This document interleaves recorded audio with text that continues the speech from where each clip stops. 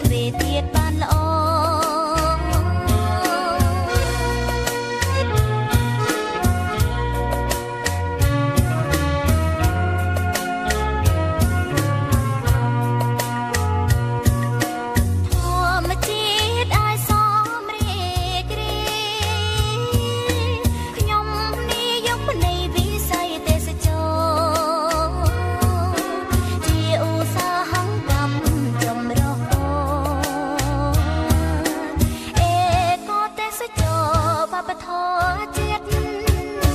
ភ្នំព្រៃព្រឹកម្រឹងទឹកជួកោះខ្សាច់ឆ្នេរមានផ្សោតទន្លេទ្វេទៀត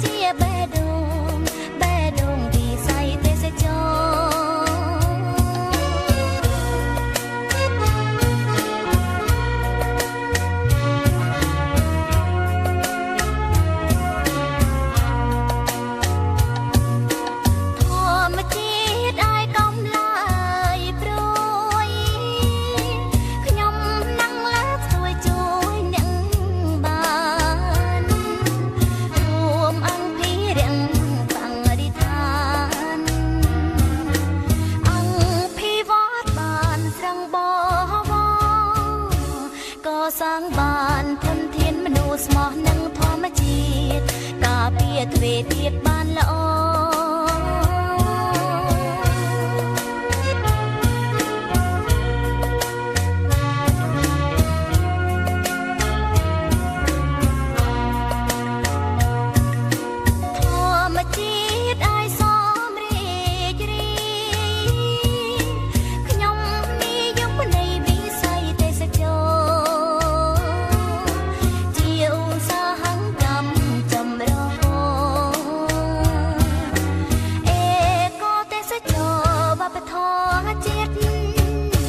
ភ្នំព្រៃព្រឹកម្រឹងទឹកជួ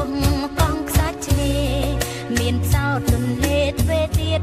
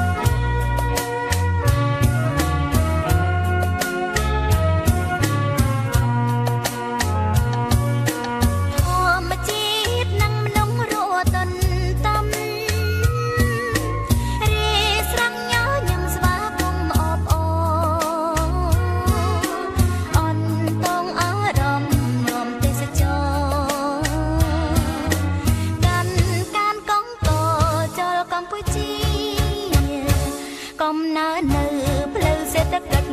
សម្រេចបានជីវភាពថ្កើងថ្កានធូរធារ